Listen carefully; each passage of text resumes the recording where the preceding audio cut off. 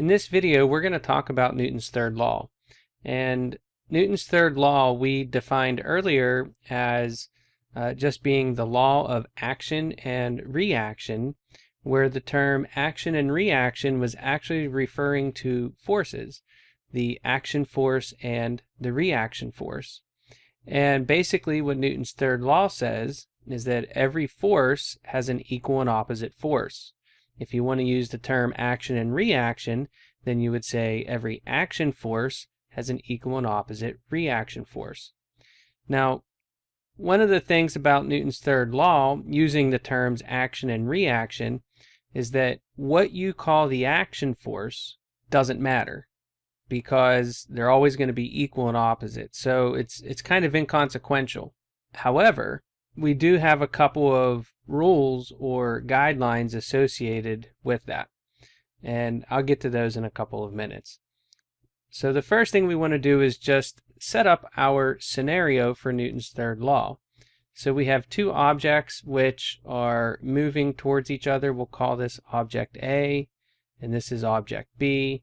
They're moving towards each other, and then object A and B at some point collide, and they're making contact. Now we know as a result of making contact that they're going to feel a force. Newton's third law says that the force that ball B feels is going to be a result of A. So this is going to be the force of A on B. The force that ball A feels is going to be equal in magnitude but opposite in direction. So this is going to be the force of ball B on ball A. Now, Newton's third law stated with words is that every force feels an equal and opposite force. And that is definitely what we get here in this picture. Mathematically speaking, Newton's third law gets written like this. The force of A on B is equal to the negative of the force of B on A. And so that's what we're seeing here. In other words, if we just put numbers to this very quickly, if we say that the force of A on B is equal to 5 newtons, the force of B on A is also equal to 5 newtons, but this is 5 newtons to the left, and this is 5 newtons to the right. So if I want to use Newton's third law, then I would write the force of A on B is equal to the negative of, and then we look at this quantity here, 5 newtons to the left. That makes it a negative 5, which is just going to be 5 newtons. So you could see that this statement with letters may appear to be a little confusing, but it gives us exactly what we should get, which is 5 newtons, because that's what the force of A on B is. And so we can use this to translate back and forth between the action force and the reaction force. Now, one of the things that's really important to take notice of here is that the action force and reaction force do not act on the same object. We have object A and we have object B. Object B feels a force due to A, and object A feels a force due to B. So you would never, ever, ever do this. If this is object B, you would never have the force of A on B and then the force of B on A. That is a no-no, because that's not accurate. Action forces and reaction forces act on two different things. The practical consequences of Newton's third law can be stated like this.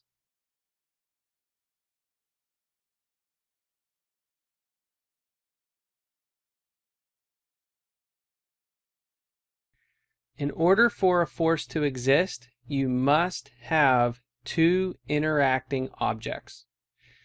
Now, the force does not have to be a result of contact, but the two objects have to be able to interact. So most of the time, the forces are contact forces. The notable exception to that is going to be gravity, because it's our only non-contact force that we're dealing with at this point in the course. Okay, so you have to have two objects. That is a requirement for a force to exist. If you only have one object, if there's only one object, then that's going to lead to a field. That'll be a force field. But this is only true for the non-contact forces. So this would not be true for, say, a normal force or a friction force. You know, you can't have a friction force without the two surfaces coming into contact, which means we have two interacting bodies.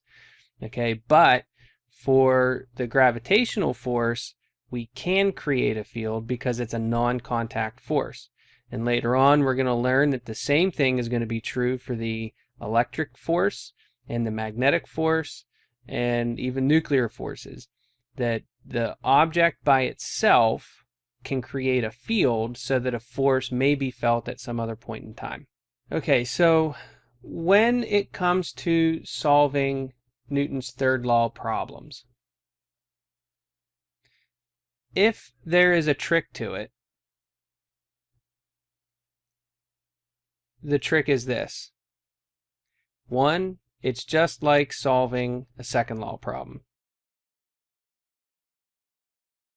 The notable exception to that is that we have to write F net equals ma for each object. And you may be required to do that in 2 dimensions for each object, which means you could have a total of 4 equations of F net equals ma with only 2 objects. So this can get very messy algebraically very, very fast. Okay, so we're not going to be doing a lot of third law problems because the problems tend to be very lengthy to do and drawn out. We're going to do some. You have to learn how to do this. But I'm looking for you to learn the basic underlying principles of the problem-solving process whenever we have multiple interacting objects. That's the most important part. Okay, so the first trick to understanding how to do the third law problems is that it's basically Newton's second law applied to each object. The second trick, if you can call it that, is the acceleration constraint. And the acceleration constraint simply creates a relationship or states the relationship between the acceleration of both objects. Okay, now what I mean by that is this. You've got 2 objects which are interacting, and as a result of their interaction, if there is a net force, there's going to be an acceleration. Both objects do not need to accelerate the same. Okay, so for example, here we're going to have 2 objects, 2 blocks just resting on a surface, block A, block B. If you apply a force here to block A, and if we say this is a frictionless surface, then both block A and block B would be accelerating the same. So the acceleration constraint in this example would be A1 is equal to A2. We could have it where we have 2 blocks. We have a large block here, and then we have another smaller block here. There's a pulley attached to a wall, and there's a string that goes from one block to the other block. If block A, which is the bottom block, gets pulled to the left, then block B is going to be pulled to the right. And because of this string being the way it is, the magnitude of the acceleration will be the same, but they're going to be accelerating in opposite directions. And so in this case, we would just have A1 is equal to minus A2. And so this way of expressing it is just saying that they have an equal magnitude acceleration, but opposite directions. And then you can have a situation where you have multiple pulleys involved, or there's other ways of doing it. We'll get into that as necessary, but you may have an acceleration where you have A1 is equal to 2A2. So one of them is accelerating twice as fast as the other. Okay, so the acceleration constraint is a very, very important piece to the puzzle. Okay, now, very quickly, how do you determine what's positive and what's negative on your acceleration constraint? Well, if the information is available within the context of the problem, you would use, for example, block A is accelerating to the left, so block A would be negative and block B would be positive. In the next video or two, we're going to take a look at some examples with Newton's third law so that you have something a little more concrete to work with. But the most important practical considerations of Newton's third law that we need to keep in mind always is that mathematically we write it as FAB is equal to minus FBA, that the third law tells us that two objects must be interacting with each other for a force to exist, and that a single object interaction is not an interaction at all, and that you cannot create a force with an object all by itself. When it comes to solving third law problems, the trick to solving the problem is recognizing we're really just doing Newton's second law on each object in each dimension. And so you can have twice as many equations as you do objects in your problem. Not all problems will require you to do Newton's second law for each object in each dimension. So if you've got two objects, you'll never have any less than two equations. If it's an entirely one-dimensional problem, that's all it's going to be. And you can have anything from 2 to 4 equations in a problem, though, if you have two objects. And the second piece of vital information to solving these third law problems is the acceleration constraint. And most of the acceleration constraints we deal with are going to be A1 is equal to A2 or A1 is equal to a minus A2. And maybe we'll look at one that is like this in class. I'll probably give you an example that's similar to this so that you have a little more context.